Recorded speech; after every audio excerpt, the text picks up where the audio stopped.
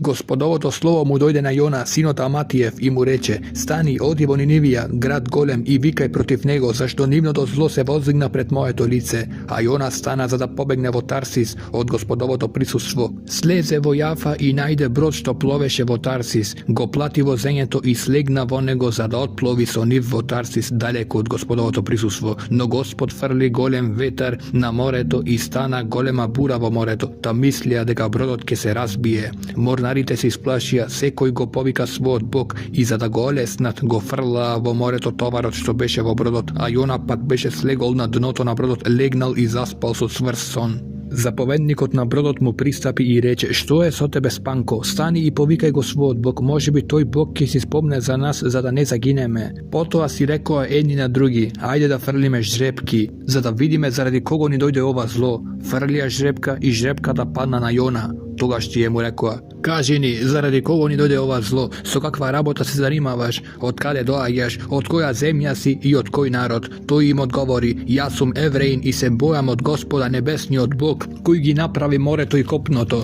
Мажите се исплашија многу и му рекоа: Што е тоа што го направи? Зашто беа узнале дека тој бега од Господовото присуство и самиот им го раскажа тоа?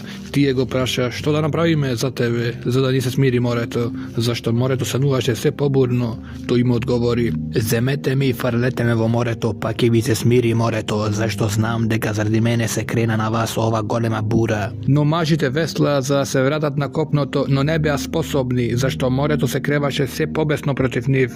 Тогаш го повика Господа и рекоа: Господи, ти се молиме, не оставај да загинеме заради животот на овој човек и не навалувај врз нас невина крв, зашто ти, о Господи, си направил како што ти е мило. И го зедоа Јона и го фрлија во морето, и морето престана да беснее. Тогаш мажите се уплашија од Господа со голем страф, да му принесоа жртва на Господа и направија заклетви. Господ беше определил голема риба за да го проголта Јона. Јона беше во рибината утроба 3 дни и 3 ноќи.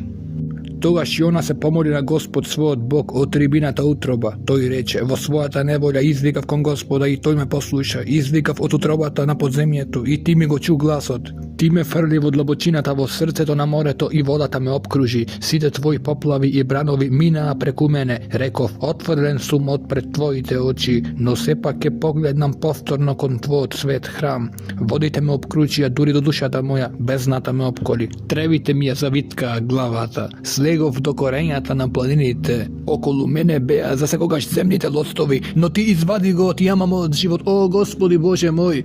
Кога изнемогна душата моја во мене, си спомнав за Господа и мојата молитва влезе при тебе во твојот свет храм. Оние кои се придружуваат кон суетните идоли ја оставаат својата добродушност, а јас ке ти принесам жртва со гласот на фалба. Што се заветував ке исполнам, спасението е од Господа. Тогаш Господ и заповеда на рибата и таа го изблува Јона на копното.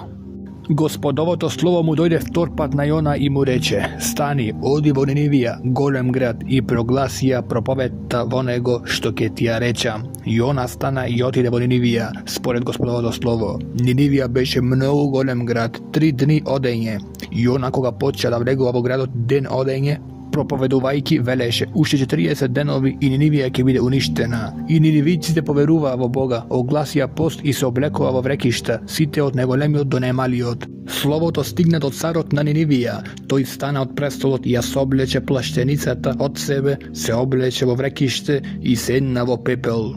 Тогаш по одредбата на царот и на неговите големци се огласи и се објави во Нинивија: Луѓето и добитокот, говедата и овците да не вкусат ништо, ниту да пасат, ниту да пијат вода, туку и луѓето и добитокот да се покријат со врекишта, да повикуваат силно кон Бога и секој да се одврати од својот лош пат и од насилствата што се во нивните раце. Кој знае, можеби Бог ќе се смилува и ќе се одврати од својот луд гнев за да не загинеме.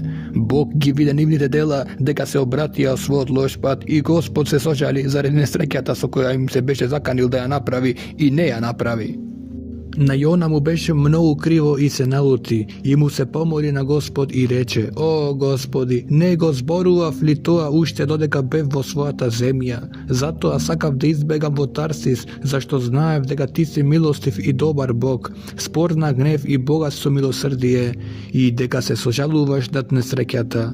Сега ти се молам, Господи, земи го мојот живот од мене, зашто ми е подобро да умрам отколку да живеам. Господ одговори: Лутиш ли се со право? Јона излезе од градот и седна на исток од градот, и си направи таму колиба и седна под неа во ладовина, додека не види што ќе стане со градот. А Господ Бог определи една тиква да се издигне над Јона и да му направи сенка на неговата глава, та да го избави од неговата неволја. Јона и се зарадува многу на тиквата, но утреден при осамнувањето Бог определи црв да ја подгризе тиквата и таа се исуши. Кога огреа сонцето, Бог определи врел источен ветер и сонцето ја вжештуваше Јонината глава. Те сосем се истошти, посака со сета своја душа да умре и рече: Подобро ми е да умрам отколку да живеам. И Бог го праша на Јона: Лутиш ли се со право заради тиквата? Тој одговори: Со право сум лут, дури до смрт. Господ му рече: Тебе ти е жал за тиквата околу која не се трудеше, ниту направи да израсте, туку во една ног никна и во една ног се исуши. А мене да не ми е жал за Нинивија, голем град во кого има повеќе од 120.000 луѓе кои не знаат да ја разликуваат десната рака од левата, а покрај тоа и многу животни.